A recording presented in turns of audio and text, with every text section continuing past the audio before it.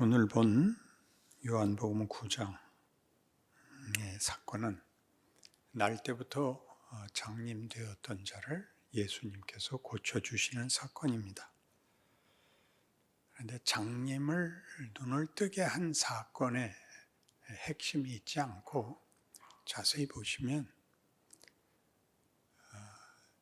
맹인이 지나가는데 예수님과 주변에 모여섰던 사람들이 일종의 시비조로 예수님을 공격하기 위해서 질문을 던지는 것으로 이 사건이 기록되어 있습니다. 이 사람이 장님된 것이 누구 탓입니까? 부모가 죄를 지어서 자식이 장님이 된 것입니까? 본인의 죄 때문에 장님이 됐습니까? 이렇게 묻는 것입니다. 아주 중요한 이 본문에 대한 시각이어야 되죠. 그러자 주님께서 뜻밖의 말씀을 하시죠. 3절에 예수께서 대답하시되 이 사람이나 그 부모의 죄로 인한 것이 아니라 그에게서 하나님이 하시는 일을 나타내고자 하심이라 이렇게 됩니다. 그러니까 이 장님이 된 이유는 하나님이 지금 무엇을 하시는지를 나타내려고 그를 장님되게 했다는 겁니다. 그리고 고치십니다. 그러니까 장님이 있어야 보게 하는 기적이 가능하죠. 그러니 이 장님은 하나님이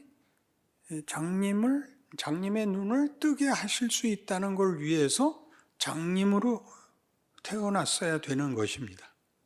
우리로서 약간 의아롭지 않아요? 하나님이 자기를 증명하기 위해서 누구에게 불이익을 혹은 불행을 줘야 된다라고 얼핏 생각이 들게 마련인데 조금 더 살펴봐야 됩니다.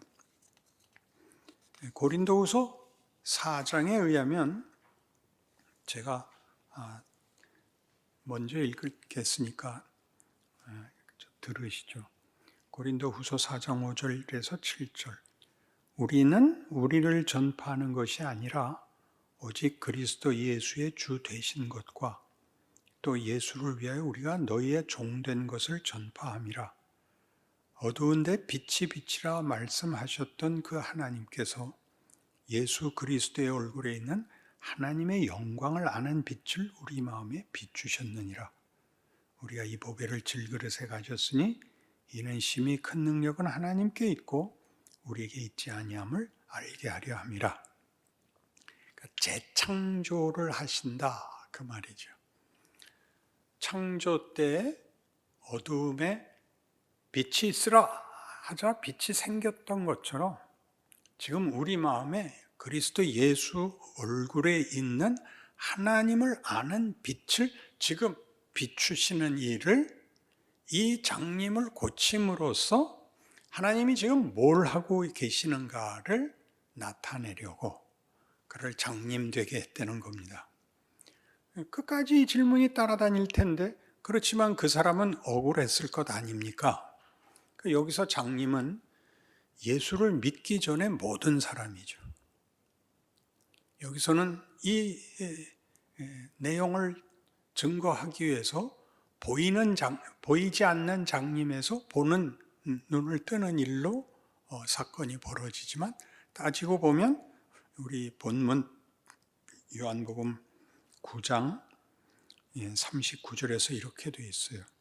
예수께서 이르시되 내가 심판하러 이 세상에 왔으니 보지 못하는 자들은 보게 하고 보는 자들은 맹인이 되게 하려 함이라 하시니 예수께서 바리새인 중에 예수와 함께 있던 자들이 이 말씀을 듣고 이르되 우리도 맹인인가?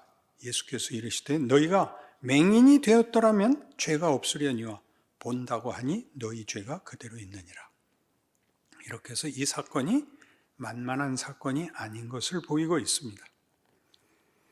이 실로암 사건은 몇 번 더 그 내용의 깊은 것을 나누어서 우리가 은혜를 받아야 되지만 오늘 바로 이 도입부에 나오는 그가 장님으로 있게 된 것은 어떤 처지였을까? 예수님께서 그의 눈을 뜨게 하기까지 그의 생애는 어떤 의미와 어떤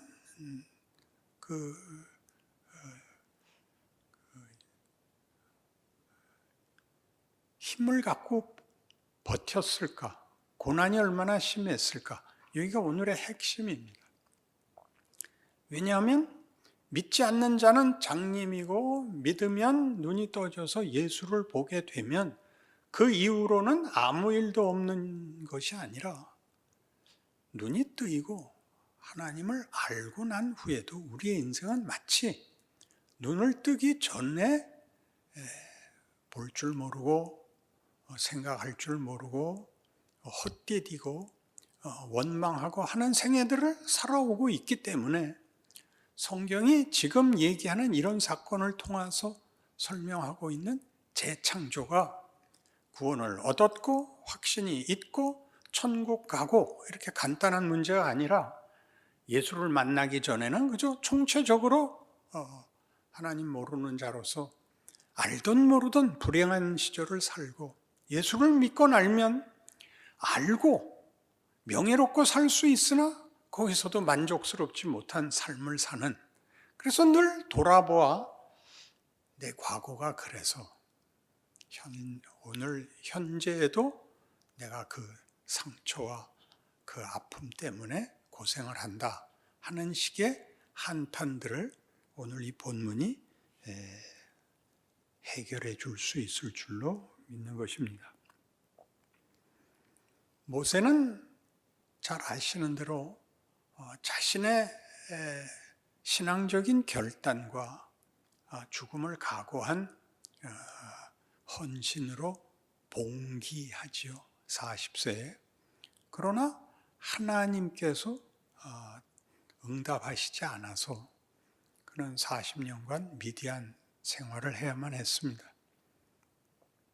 모든 것을 잊고 살았을 때 그는 양떼를 치러 호렙산까지 갔다가 거기에 떨기나무에 붙는 불을 보게 되죠.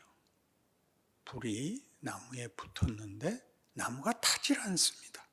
불은 혼자 타고 있습니다. 가까이 그 광경을 보러 가자 소리가 납니다. 모세야, 모세야, 네가 선 것은 거룩한 땅이니 네 발에 신을 벗어라. 이렇게 됩니다. 그리고 이렇게 말씀하시죠. 하나님이 이르시되 이리로 가까이 오지 말라. 네가 선 것은 거룩한 땅이니 네 발에서 신을 벗으라. 또 이르시되 나는 네 조상의 하나님이니 아브라함의 하나님, 이삭의 하나님, 야곱의 하나님이니라. 모세가 하나님 배웁기를 두려워하여 얼굴을 가리매 여호와께서 이르시되 내가 애굽에 있는 내 백성의 고통을 분명히 보고 그들의 감독자로 말미암아 부르짖음을 듣고 그 근심을 알고 내가 내려가서 그들을 애굽인의 손에서 건져내고 그들을 그 땅에서 인도하여 아름답고 광대한 땅, 젖과 꿀이 흐르는 땅, 곧 가나안 족속, 헷 족속, 아모리 족속, 브리스 족속, 히위 족속, 여부수 족속의 지방에 데려가려 하노라. 이렇게 됩니다. 이 큰 사역, 이 웅장한 하나님의 일을 하기 위해서 하나님이 모세를 부르시는데 그 부르는 바로 직전까지 모세는 뭐 하고 있었냐면 그가 바로 궁에서 자란 것과 자기 민족을 위하여 끓던 피로 헌신하고 간구했던 모든 것을 접어놓고, 그래서 언젠가도 그렇게 설명했죠.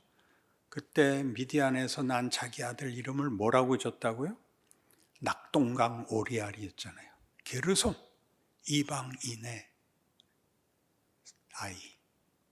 그는 다 잊었습니다. 심지어 게르솜에게 할례도 베풀지 않습니다. 이 큰일, 내 백성의 신음소리를 듣고 내가 내 백성을 구원하여 이 땅에서 벗어나 젖과 꿀이 흐르는 땅으로 데려가겠다라는 이 웅대한 일을 준비하셨고 시키시려고 하면 준비했어야 할 거 아니에요. 그러나 모세의 40년은 가장 막막한 40년이었습니다.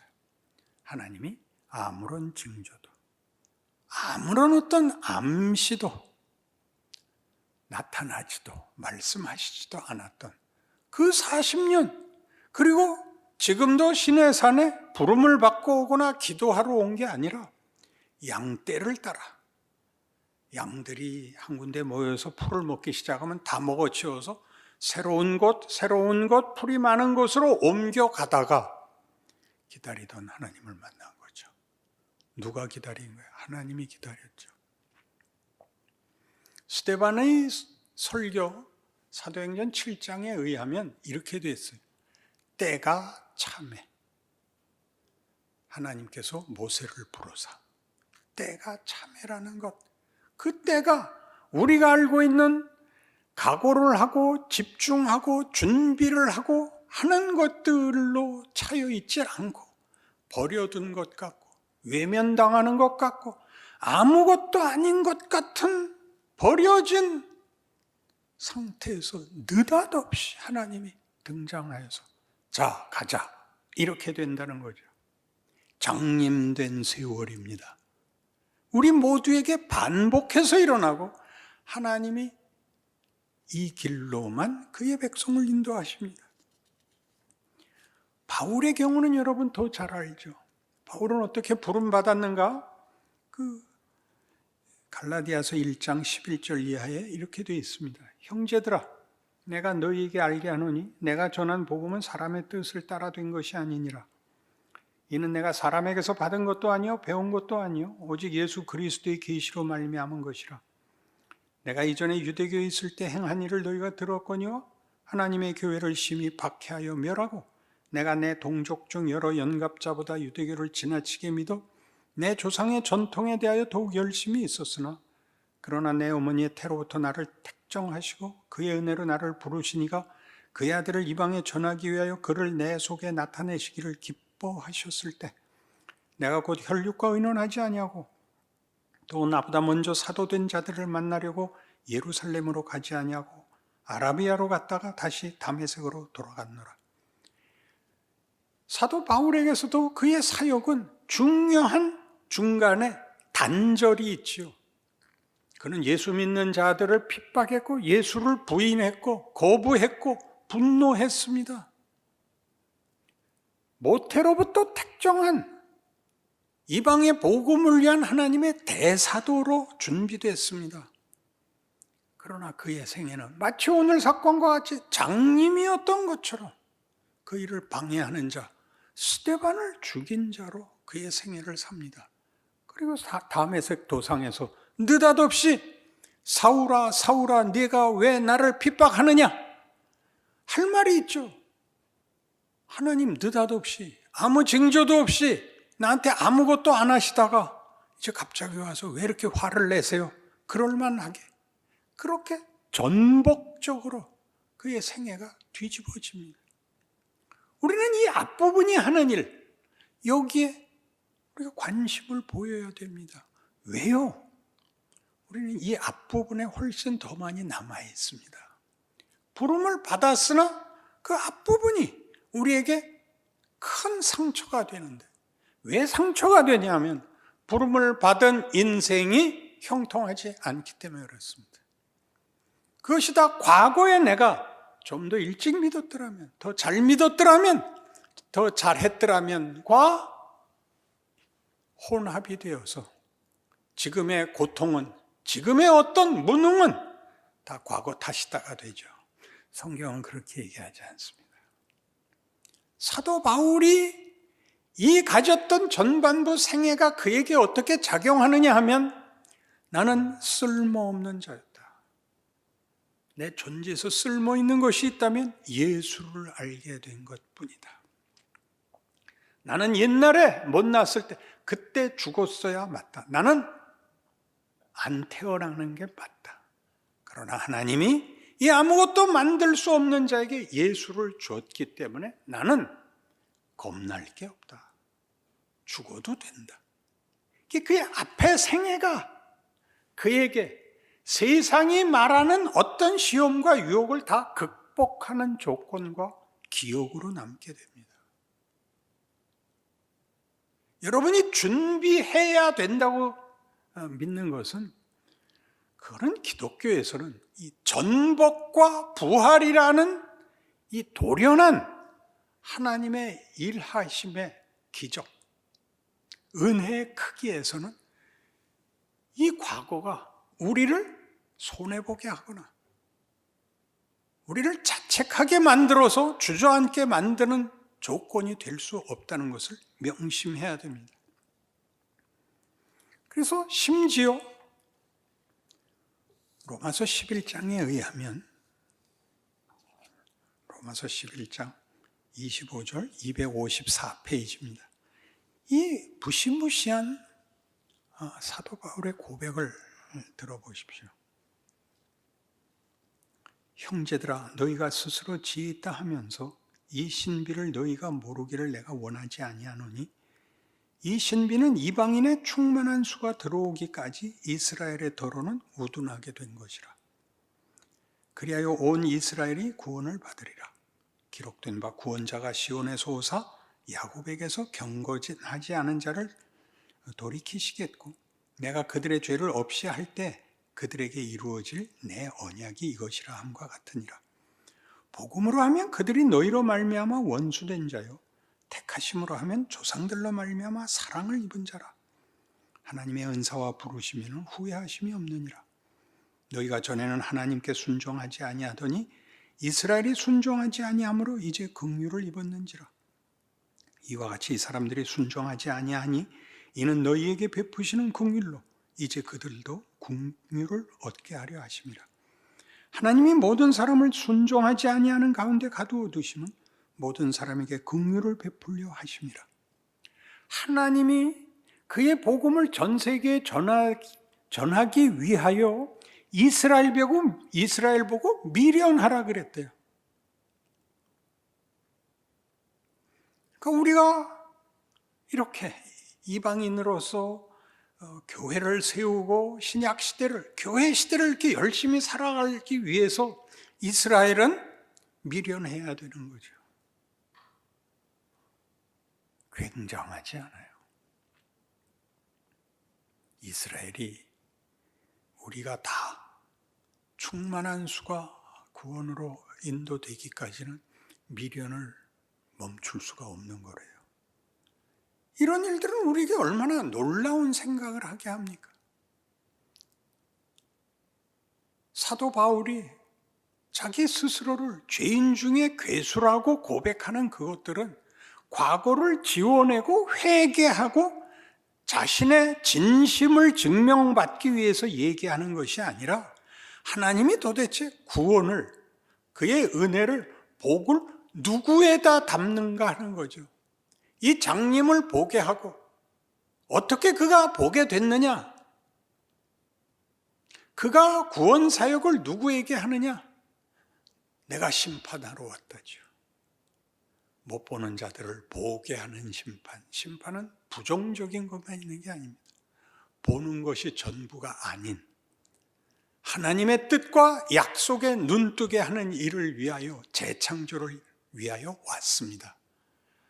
내 복음서에서는 바리새인들이 끝까지 자기네는 보고 있다는 거죠. 예수가 필요 없다는 거죠. 못 보던 자들은 보게 하고 보는 자들은 못 보게 하겠다. 놀랍지 않아요?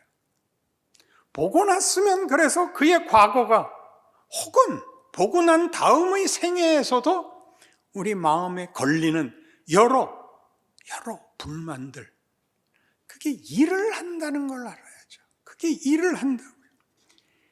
그냥 이 일을 한다는 말을 하나님이 그의 백성을 애굽에서 꺼내기 위해서 모세를 광야에서 죽여버리는, 여기서 죽이는 건 말 그대로 죽이는 게 아니라 그냥 죽어나죠.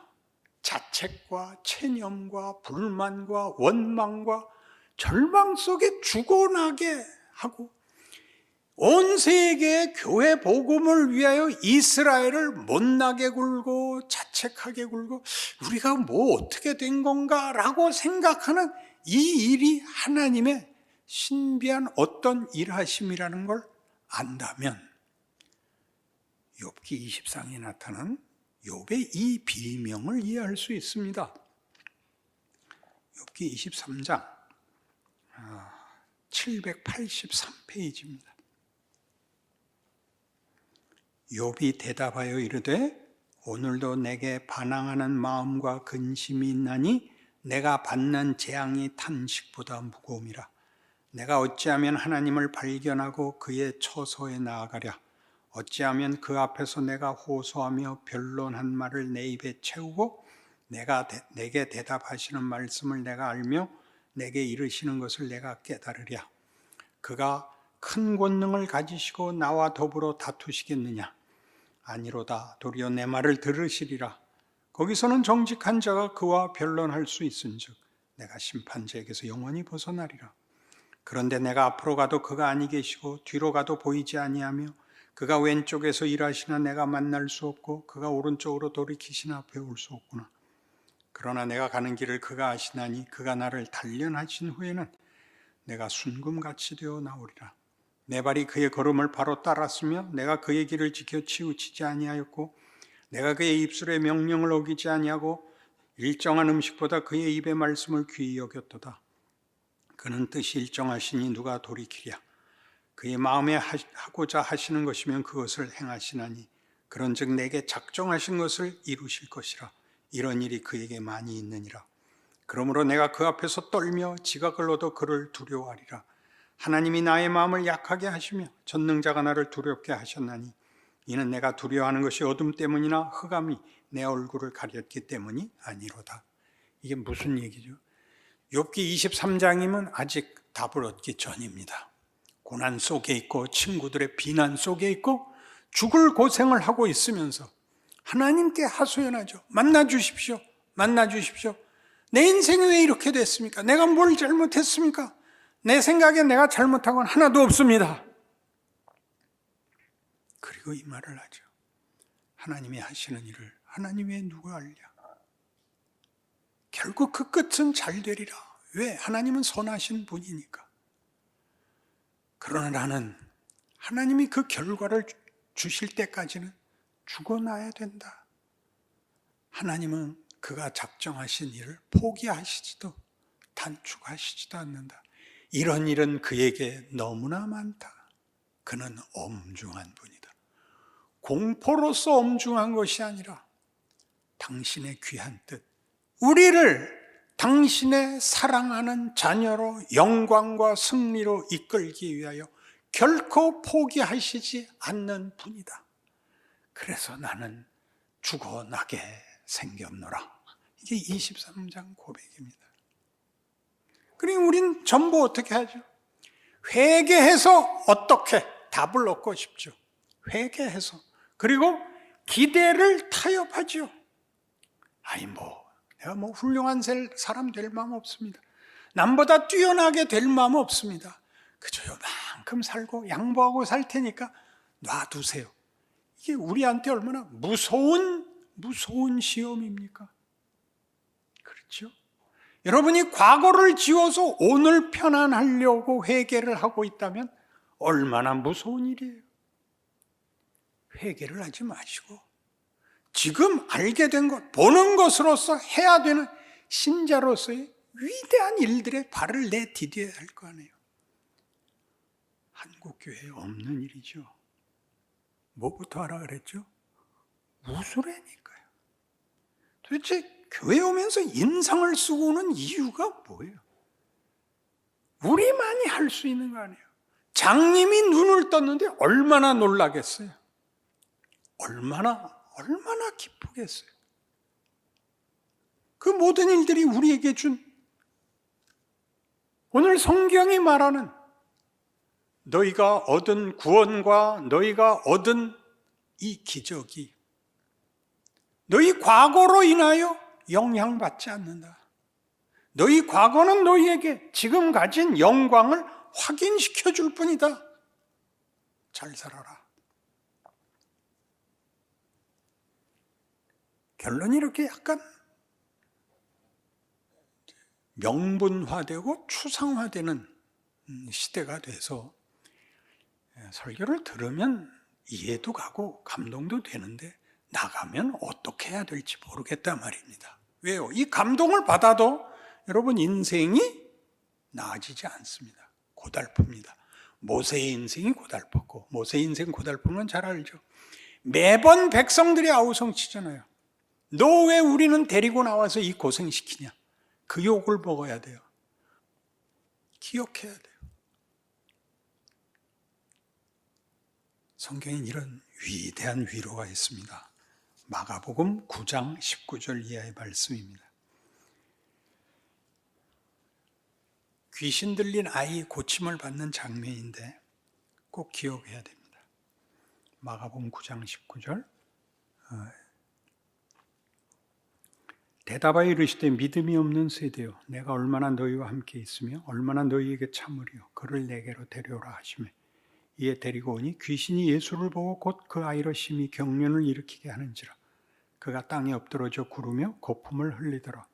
예수께서 그 아버지에게 물으시되 언제부터 이렇게 되었느냐 하시니 이르되 어릴 때부터니이다. 귀신이 그를 죽이려고 불과 물에 자주 던졌나이다. 그러나 무엇을 하실 수 있거든 우리를 불쌍히 여기사 도와주옵소서. 예수께서 이르시되 할 수 있거든이 무슨 말이냐? 믿는 자에게는 능히 하지 못할 일이 없느니라. 곧 그 아이의 아버지가 소리를 질러 이르되 내가 믿나이다. 나의 믿음 없는 것을 도와주소서 하더라. 자, 이 아버지가 얼마나 기가 막혔을 거예요. 아무 대책이 없잖아요.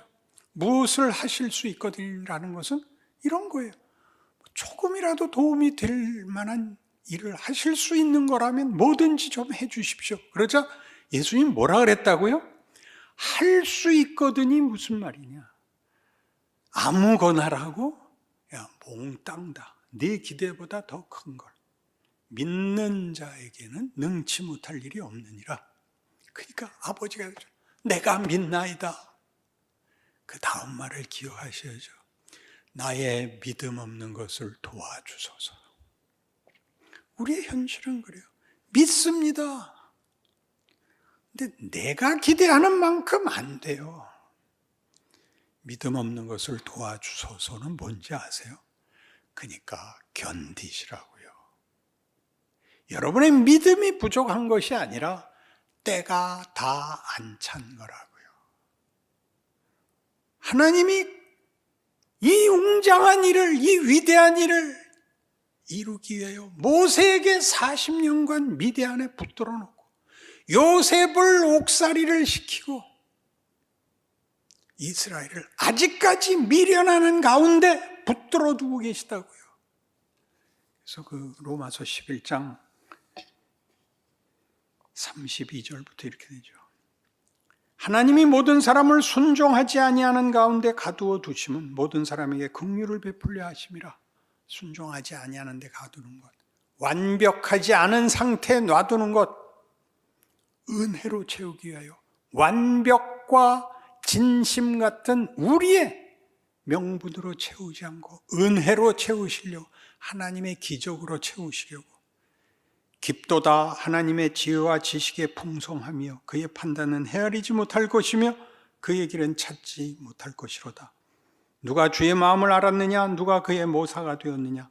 누가 주께 먼저 드려서 갚으심을 받겠느냐?